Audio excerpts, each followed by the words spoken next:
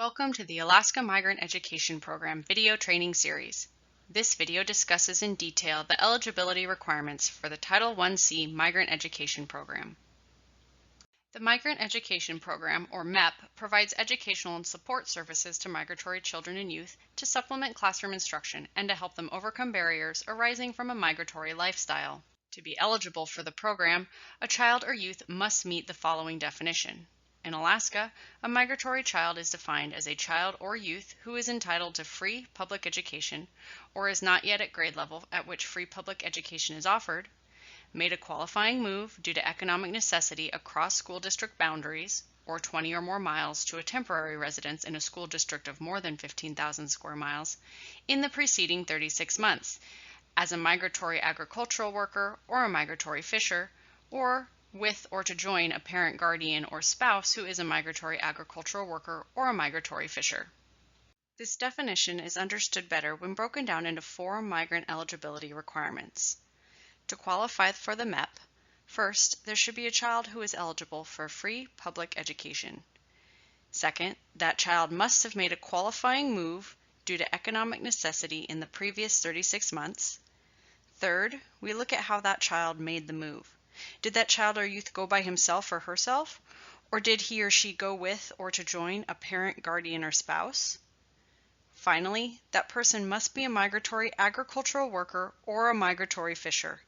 We'll discuss each of these 4 requirements in greater detail. We first have to establish that there is a child eligible for a free public education. A child is someone who is under the age of 20 or under 22 with an active IEP. But it is not enough that they are younger than 20 or 22 with an IEP. They must also be either still entitled to a free public education through grade 12 under state law or has not graduated from high school. In the state of Alaska, a child is not considered to have graduated from high school if they have a GED but not a high school diploma. Those who have dropped out of school and have not graduated are still entitled to a free public education in the state and also meet the definition of a child. A child can also be not yet at a grade level for which the district provides a free public education, or is too young to be enrolled in school. To further illustrate this requirement, here are some examples. James is a 13-year-old 8th grader enrolled at a public school in your district. Being 13 years old, James meets the age requirement. He is also enrolled in 8th grade, which means he is still entitled to a free public education. This makes James a child under this definition. Here is another example. Rose is a 17-year-old and was previously enrolled in 11th grade at a public high school in your district. She dropped out in the middle of the school year. Rose is under 20 and meets the age requirement. Although she dropped out of school, she has not yet graduated from high school and is therefore still entitled to a free public education. This makes Rose a child under the definition. Tim is 21 years old with an active IEP. He has not yet graduated from high school. Although he is over 20, he has an active IEP and is still under 22. Because he has not yet graduated from high school, Tim is still a child under this definition. Violet is 2 years old and is too young to attend school. Violet meets this age requirement. Although she is not yet entitled to free public education, she is not at an age at which free public education is offered. She is a child under this definition. Children as young as Violet can still qualify for the program if they meet all the other requirements for eligibility. Keep these requirements in mind as you look at the following children one at a time. Which one of them meets the definition of a child under the MEP? A 16-year-old who was previously enrolled but has dropped out, an 11-month-old who is too young to attend school, and a 17-year-old who has graduated from high school. You can pause the video to take a few minutes to review each situation. Then answer yes if the child meets the definition or no if he or she does not. We will discuss each one. A 16-year-old who was previously enrolled but has dropped out does meet the age requirement and has not yet graduated from high school. This child meets the definition. An 11-month-old meets the age requirement and is at an age at which free public education is not yet offered. This child also meets the definition. Finally, a 17-year-old meets the age requirement, but because this child has already graduated from high school, they can no longer be considered a child under the definition.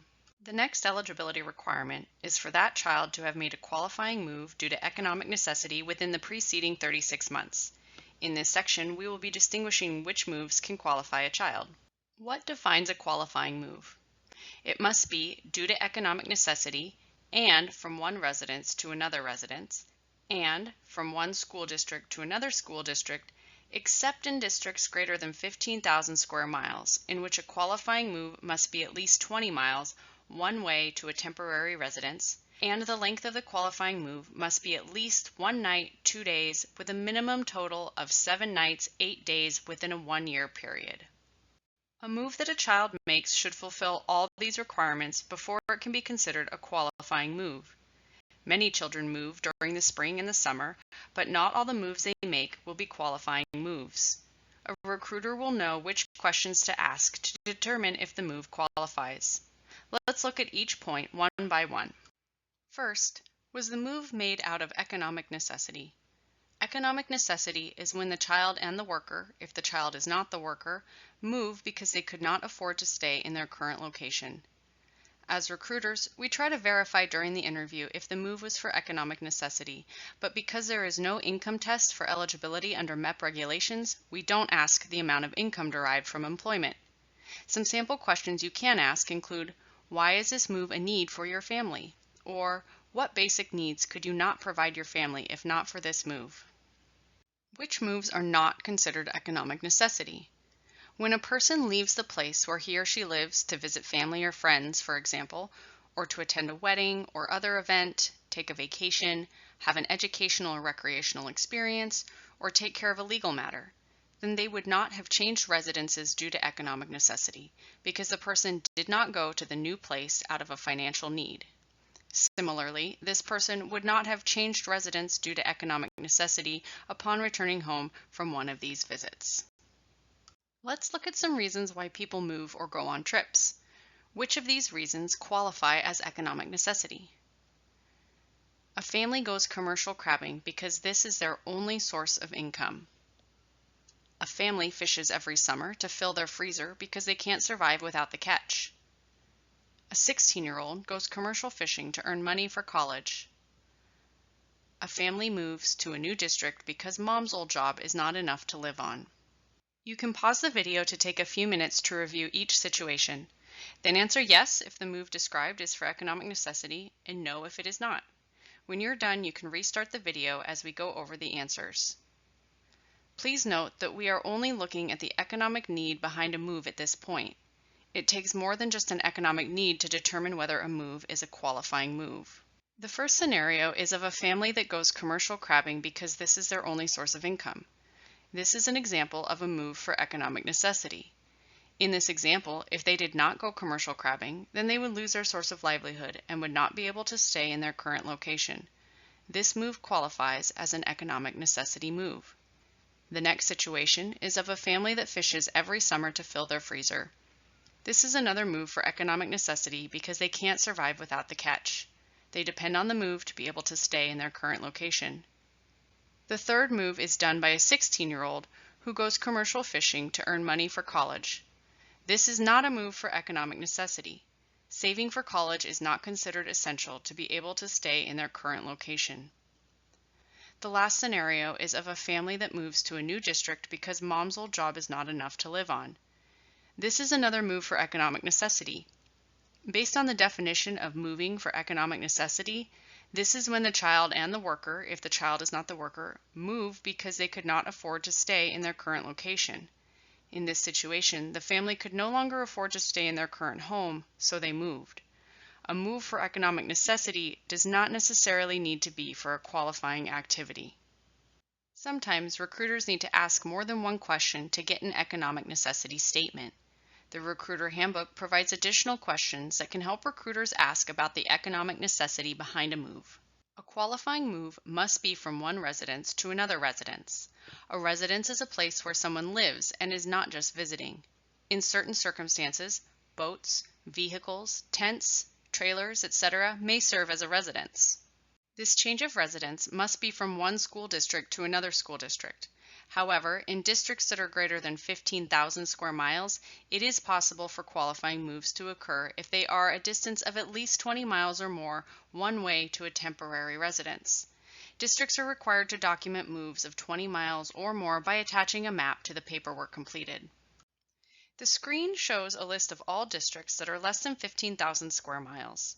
For these districts, moves must cross school district boundaries to be considered qualifying moves. Moves made within these districts, even if they are more than 20 miles one way to a temporary residence, do not count as qualifying moves. These districts include Anchorage, Annette Island, Bristol Bay, Cordova, Craig, Delta Greely, Denali, Dillingham, Fairbanks, Galena, Haines, Hoona, Heidelberg, Juneau, Cake, Cashunamoot, Ketchikan, Klawock, Cuspuk, Mount Edgecombe, Nenana, Nome, Pelican, Petersburg, Pribilof, St. Mary's, Sitka, Skagway, Tanana, Unalaska, Valdez, Wrangell, and Yup'ik. The screen shows a list of districts that are greater than 15,000 square miles. These districts include Alaska Gateway, Aleutian Region, Aleutians East, Bering Strait, Chatham, Chugach, Copper River, Iditarod, Kenai Peninsula, Kodiak, Lake and Peninsula, Lower Kuskokwim, Lower Yukon, Matsu, North Slope, Northwest Arctic, Southeast Island, Southwest Region, Yakutat, Yukon Flats, and Yukon-Koyukuk. Children in these districts can move either across school district boundaries or they can move within the school district boundaries, provided the distance is 20 miles or more one way to a temporary residence. Permanent moves made within the district do not count as qualifying moves. Checking these lists is important because not all of the moves that children and migratory workers make will be made in your district.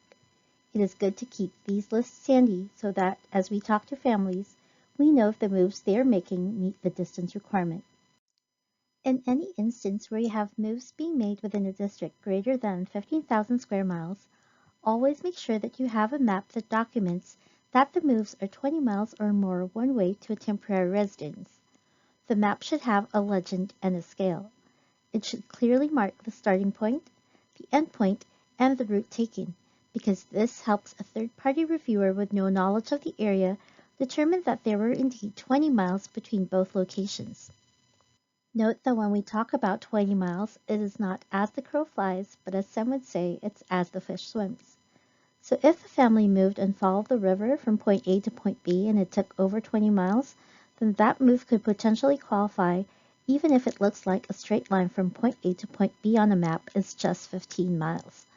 The map helps us document the distance between the two residences. Note that the program was established to benefit families who are performing qualifying work in the United States, so moves to another country, though they may be for economic necessity, are not considered qualifying moves. The final requirement for a qualifying move is that it should be at least 1 night and 2 days with a minimum total of 7 nights and 8 days within a 1-year period. By at least 1 night and 2 days, we mean that same-day moves do not qualify. Any activity that involves day trips or simply staying out late are not considered qualifying moves for the migrant program. Mentioned earlier as a requirement for a qualifying move is a change in residence. We need to show that the child and the worker have stayed in a place long enough for them to have changed their residence, and that will be at least an overnight stay. The total 7 nights and 8 days do not have to be consecutive. A child and a worker can make a short move in May and another short move in August of the same year, and if those moves total to at least 7 nights and 8 days, then they can potentially qualify. Which of these moves meet the required length for a qualifying move? Let's look at each situation. The child and the worker spend 30 days at fish camp. The child and the worker spend 3 nights and 4 days subsistence fishing in June 2020, and then fish again for an additional 4 nights and 5 days in August of 2020. And for a week, the child and the worker go commercial fishing every morning and head back home past midnight. You can pause the video to take a few minutes to review each situation, then answer yes or no. When you are done, you can restart the video as we go over the answers. Please note that in these examples, we are only looking at the length of the move. There are other factors that determine whether a move is a qualifying move or not. In the first example, the child and the worker spend 30 days at fish camp. This move meets the required minimum of 7 nights and 8 days. Next, a child and the worker spend 3 nights and 4 days subsistence fishing in June of 2020 and then fish again for an additional 4 nights and 5 days 2 months after.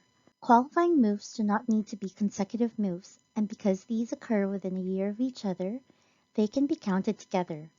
The child and the worker both have a total of 7 nights and 9 days, and the moves that they make meet the required length of a qualifying move. The last example is of a child and the worker who go commercial fishing every morning and head back home past midnight. Merely staying past midnight does not qualify because it does not show that the change of residence had been made. So far, we have discussed who qualifies as a child in the program and what moves qualify. The third eligibility requirement is that the child must either move as the worker or with or to join a parent, guardian, or spouse. Moving as the worker means that the child is the migratory agricultural worker or migratory fisher. A child should be at least 14 years old to be considered a migratory worker.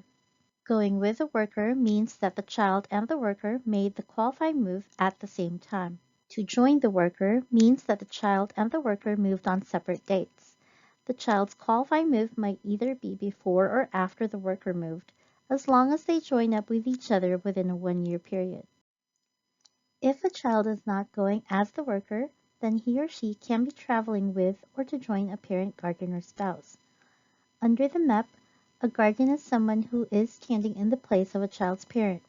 It can be a grandparent, relative, older sibling, or anyone who is legally responsible for the welfare of the child.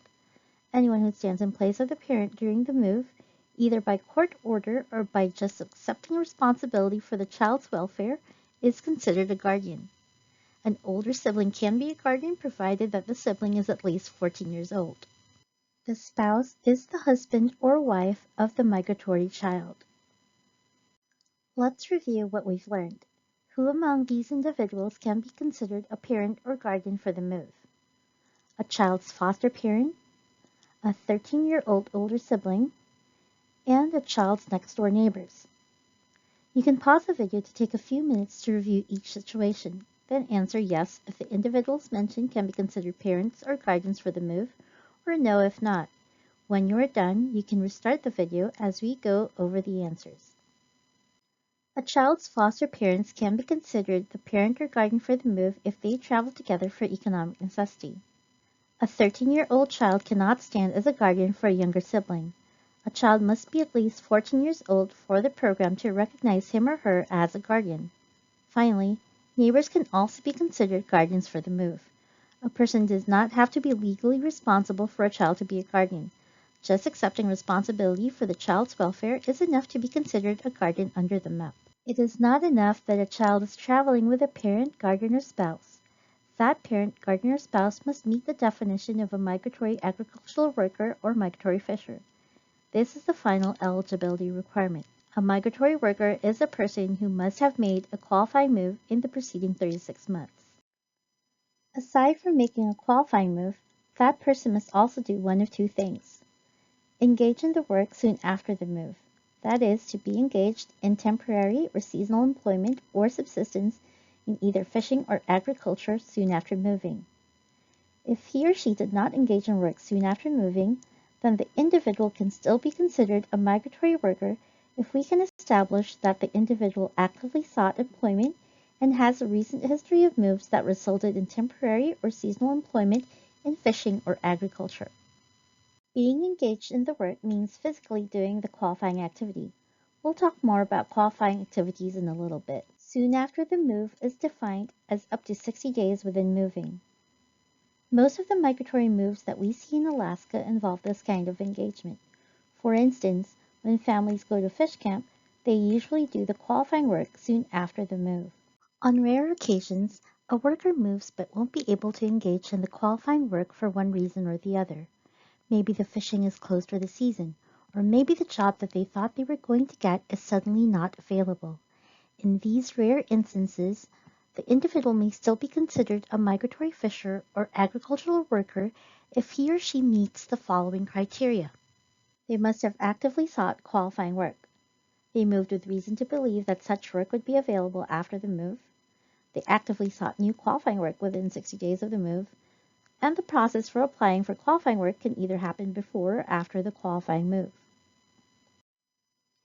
They should also have a recent history of moves. By moves, we mean at least 2 moves that resulted in temporary or seasonal fishing or agricultural engagement within the preceding 36 months. This establishes a pattern of mobility for the worker. Both the act of seeking and the history of moves must occur for the individual to still be considered a migratory worker. If you encounter a scenario like this and you don't feel confident on how to write the COE, feel free to reach out to your records manager or to the MEO for guidance. Qualifying work is defined as temporary or seasonal employment or personal subsistence. It can be in either agriculture or fishing. We'll talk a bit about each of these terms as well as what kind of activities count as qualifying work on the next slides. Temporary employment is employment that is conducted for a limited time frame and is no longer than a year. This is determined by a statement made by the worker during the interview that he doesn't intend to be employed for more than a year, or a statement from the employer regarding the temporary nature of the job. It can also be verified by a determination made by the state. Most of the work that's conducted in Alaska is seasonal. This is because seasonal employment is defined as work that only occurs within a certain period of the year due to the cycles of nature, and that, by its nature, may not be continuous or carried on throughout the year. Salmon runs, berry picking season, these are all due to the cycles of nature and not continuous throughout the year. Seasonal employment cannot be longer than 12 months. A child can make multiple migratory moves during a one-year period with different migratory workers. However, a recruiter must ensure that each worker is a qualifying worker. That is, each worker must have been engaged in a minimum of 7 nights and 8 days of qualifying work within a one-year period in temporary or seasonal employment or personal subsistence to be considered a migratory worker. The majority of migratory moves documented under the Alaska map is for work done as personal subsistence. Personal subsistence is defined as when the worker and the worker's family, as a matter of economic necessity, consume as a substantial portion of their food intake the crops, dairy products, or livestock they produce or fish they catch. There are 2 important things that a recruiter must remember to document when a worker says that the work is for personal subsistence. 1. You must document that it was done as a matter of economic necessity, and 2. You have to document that this goes towards a substantial portion of the family's food intake. Qualifying work can be done in agriculture and fishing. It can be the production or initial processing of raw agricultural products such as crops, poultry or livestock, dairy work, or the cultivation or harvesting of trees. This covers agricultural work performed for wages or personal subsistence. A detailed list of agricultural and logging activities is found in the Recruiter Handbook. For purposes of the map, harvesting trees for personal use is not considered qualifying work. Hunting is also not considered a qualifying activity as animals hunted in the wild are not considered livestock. Fishing is defined as the catching or initial processing of fish or shellfish, or the raising or harvesting of fish or shellfish at fish farms. A migratory worker can perform fishing work for wages or personal subsistence. Let's review what we've learned about qualifying work. Which among these are examples of qualifying activities? Berry picking for personal subsistence, hunting caribou, logging for a commercial operator, and gathering firewood for personal use.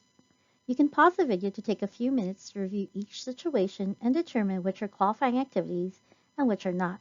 When you are done, you can restart the video as we go over the answers. Of the examples given, only berry picking for personal subsistence and logging for a commercial operator count as qualifying work. The rest of the examples do not. Hunting caribou or any kind of wild game does not fall under agricultural work.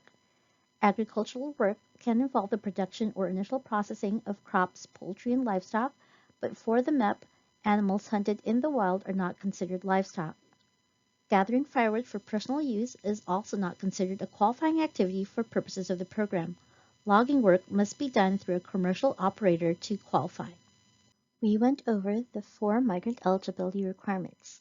The child who is eligible for free public education and made a qualifying move or moves due to economic necessity within the preceding 36 months, as with or to join a parent, guardian, or spouse who is a migratory agricultural worker or migratory fisher. Keep these requirements in mind when determining whether a child is eligible for the program or not. Let's look at a sample scenario and determine whether it meets the 4 eligibility requirements that we've just learned. Charlotte is 14 and is in the 8th grade. She and her parents went subsistence fishing from their home in the St. Mary's School District to the Lower Yukon School District. They were there from July 11, 2022 to July 18, 2022. Without the subsistence fish, it would be difficult for them to live in their current home. They rely on the fish for most of their meals. Is Charlotte eligible for the program? Let's determine whether this scenario meets each of the 4 migrant eligibility requirements. Charlotte meets the definition of a child. She is below 20 and is eligible for free public education. Charlotte made a qualifying move for economic necessity. If they did not go on the subsistence fishing trip, they would not be able to afford living in their current home. They changed residences and crossed district boundaries for at least 7 nights and 8 days. Charlotte went with her parents, who are qualifying migratory workers making the same qualifying move.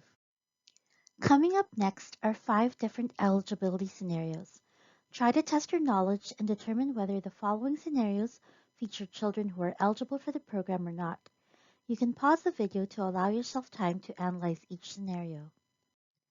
On June 18, 2022, Lucy, who is 7, and Linus, who is 10, went commercial fishing with their dad across school district boundaries. Commercial fishing is this family's sole source of income. They returned to their home on June 25, 2022. With the information provided, could the children be eligible for the MEP? In this scenario, Lucy and Linus are both below 20 and are eligible for free public education. They both went on a commercial fishing trip. This trip is a qualifying move because it was for economic necessity, allowed them to change residences, crossed school district boundaries, and was at least 7 nights and 8 days. They went with their father, who is a qualifying migratory worker, and made the same qualifying move. Lucy and Linus are both eligible for the program. Patty moved from the Haines School District to the Juneau School District and engaged in commercial salmon trolling from May 28, 2022 to July 30, 2022. The wages that she gets from fishing supports their single-parent household. Her income pays for food and rent. Without Patty's additional wages, their family could not afford to remain in Haines. Patty is 19 years old but has not yet graduated from high school after dropping out. With the information provided, could she be eligible for the MEP? In this scenario, Patty is still below 20 and has not graduated from high school. Therefore, she is still considered a child under the definition. Patty's qualifying move is a commercial move to troll for salmon. It is for economic necessity, from one residence to another, crossed school district boundaries, and was for more than 7 nights and 8 days. She went on the move as a migratory worker. Patty is eligible for the program. Every summer, Charlie's parents go from their home in Homer to Port Graham to do some pole fishing. This is the first year that they are taking their son Charlie, who is 4 years old. Homer and Port Graham are both in the Kenai School District and are more than 20 miles apart. They stayed in Port Graham for exactly 7 nights and 8 days. Charlie's father is a sport fisherman, and he says that going fishing with the whole family is important because it gives them a chance to spend time together. With the information provided, could Charlie be eligible for the MEP? In this scenario, Charlie is below 20 and is not yet at an age at which free public education is offered. He meets the definition of a child. Next, Charlie's father brought him along for a fishing trip. The move was more than 20 miles one way to a temporary residence within the district. It also met the required length of time. Unfortunately, because he is not a sport fisherman, It was not a move for economic necessity and it does not count as a qualifying move. Charlie made the trip with his father, but he is not a qualifying migratory worker because the move is not a qualifying move. Charlie is not eligible for the program. Sally is a 16-year-old high school junior who moved with her parents from the Nome School District to Sandpoint in the Aleutians East School District on July 8, 2021 because her mother started a new job at the school district. While living in Nome, her father had gone subsistence gill netting for salmon from Nome to Kotzebue in the Northwest Arctic School District from June 8 to June 18, 2021. He brought the salmon home so that they would have enough to eat. They relied on this subsistence so that they could continue to afford living in Nome. With the information provided, could Sally be eligible for the MEP? In this scenario, Sally is below 20 and is still in high school. Sally and her family changed residences from one school district to another due to an economic need. She made the trip with her parents. Her father is considered a migratory worker because he did the qualifying work by subsistence gill netting for salmon in June and he did it for more than 7 nights and 8 days. This was for economic necessity.